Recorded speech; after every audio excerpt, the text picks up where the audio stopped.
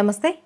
Welcome to I dream. మనతో పాటు ఉన్నారు ప్రముఖ herbalist and traditional healer Anjaneya Raju గారు. ఈరోజు వారితో మాట్లాడి కీళ్ళ నొప్పి లేదా కీళ్ళ వాతం వీటి గురించి అడిగి తెలుసుకునే ప్రయత్నం చేద్దాం. ఎందుకు వస్తాయి? ఇప్పుడు జనరేషన్లో చూసుకుంటే 30 సంవత్సరాల నుంచినే కూడా, అంటే చిన్న వయసు నుంచినే ఈ కీళ్ళ నొప్పులు కానీ నడుము నొప్పి అనేసి చెప్తూ ఉంటారు. దానికి కారణాలు ఏంటి?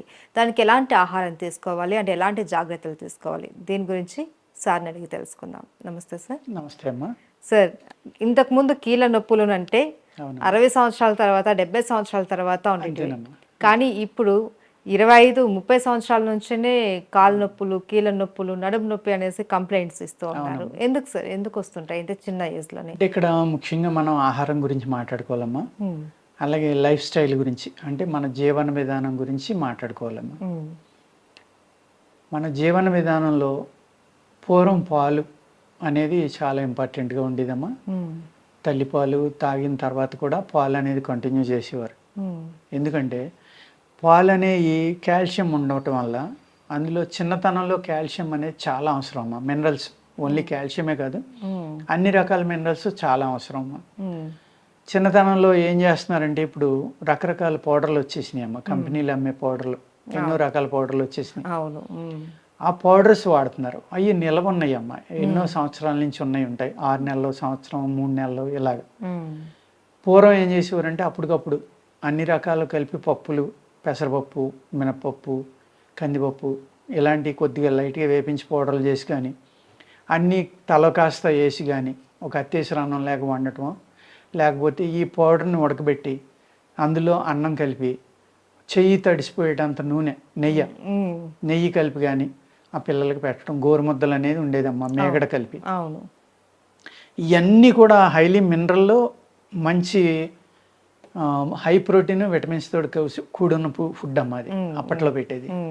ఇప్పుడు అవి ఏం పెట్టట్లా, రకరకాల ఫుడ్స్ వచ్చేసినాయి అమ్మా. ఇవి కూడా ఉపయోగపడుతున్నాయి, బాగానే ఉపయోగపడుతున్నాయి పిల్లల గ్రోత్లో కానీ ఇంకోటి కానీ. అక్కడ అసలు ఫలితం లేదని నేను చెప్పట్లేదమ్మా, కానీ అది న్యాచురల్గా వచ్చినాయి. ఏమో కొంచెం నిల్వ ఉండటానికి ప్రిజర్వేటివ్స్ అని ఇంకోటని ఇవన్నీ కలపడానికి ఏదైతే అవసరమో ఆ సెల్స్ని విడదీసి, ఏదైతే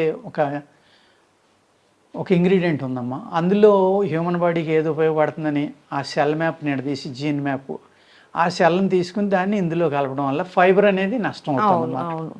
ఫైబర్ కంటెంట్ ఉంటే అది త్వరగా ఖరాబ్ అయిపోతుంది. అవును. ప్లస్ ఈ ఫైబర్ లేకపోవడం వల్ల ఏమవుతుందంటే ఇంటెస్టైన్స్ క్లీన్ అవడం అనేది తగ్గుతుంది. అదేవిధంగా ఈ డెఫిషియన్సీ ఉన్న ఆహారాలు, అంటే ఏ అయితే కావాలో అవి తినకుండా అనేక రకాల కొత్త రకం ఫుడ్స్ వచ్చేసినాయి అమ్మ. ఈ ఫుడ్స్ తినటం వల్ల పూర్వం అటుకులు ఉండేవి, ఇప్పుడు అయ్యో అంటున్నారు, కెల్లాగ్స్ ఏంటంటారు, ఏయో అంటారు కదమ్మా, ఫ్లేక్స్ అంటారు. ఆ కార్న్ ఫ్లేక్స్ అని, ఆ ఫ్లేక్స్ అని, ఈ ఫ్లేక్స్ అని అయ్యో కల్పిస్తున్నారమ్మా. అలా కాకుండా పూర్వం ఏం చేసేవారంటే ఈ నెయ్యి ఎప్పుడైతే చక్కని మేగడ, నెయ్యి, పెసరపప్పు, కందిపప్పు ఇవన్నీ అందులో ఉండేయో అద్భుతమైన ప్రోటీన్, విటమిన్ ఆహారంలో ఉండేదమ్మా.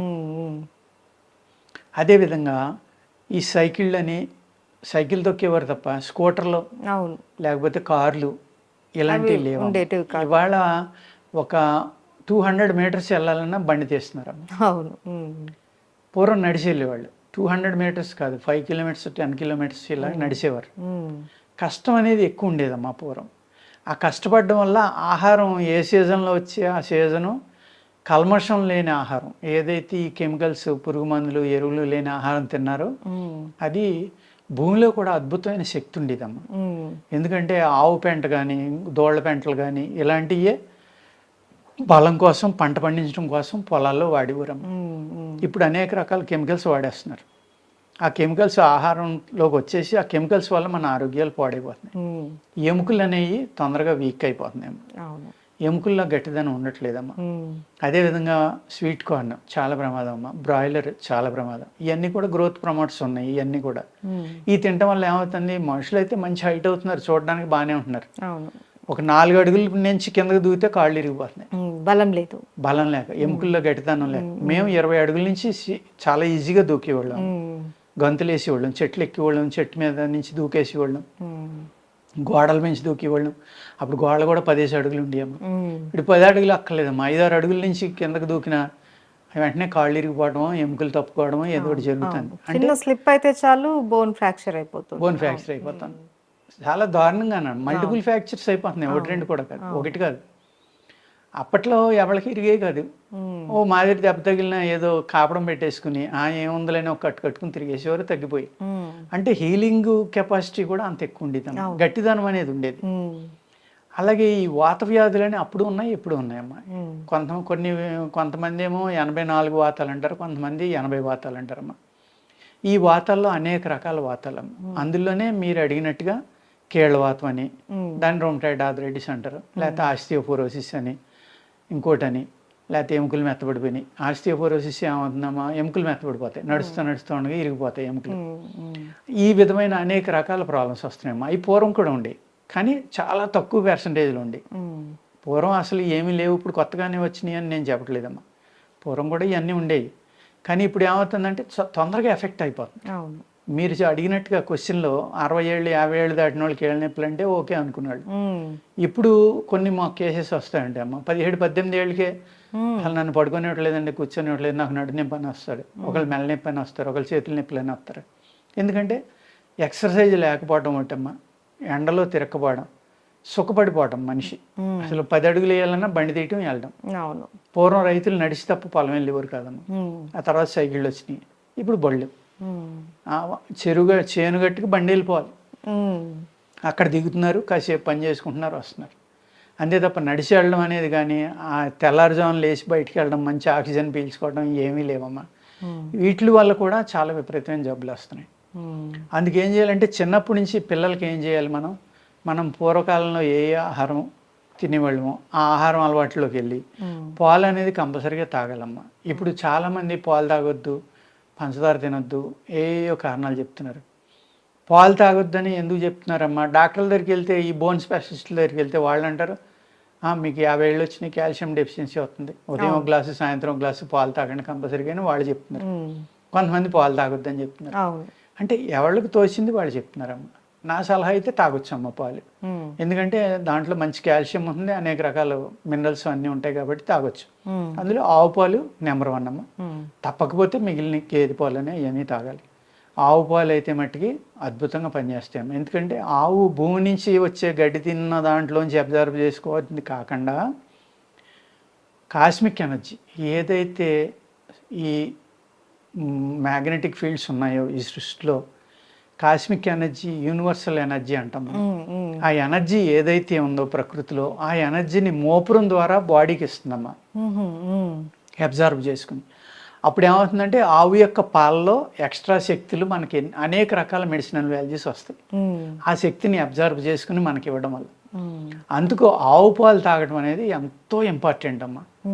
ఎంతో కంపల్సరీగా పాటింతే కనుక అసలు మనిషి జబ్బు నుంచి చాలా వాటి నుంచి తప్పుకోవడానికి అవకాశం ఉంది. ఈ కీళ్ళ వ్యాధులు ఇలాంటి వాటి మీద ఆవు పాలు, ఆవు నెయ్యి అనేది అద్భుతంగా పనిచేస్తున్నాము.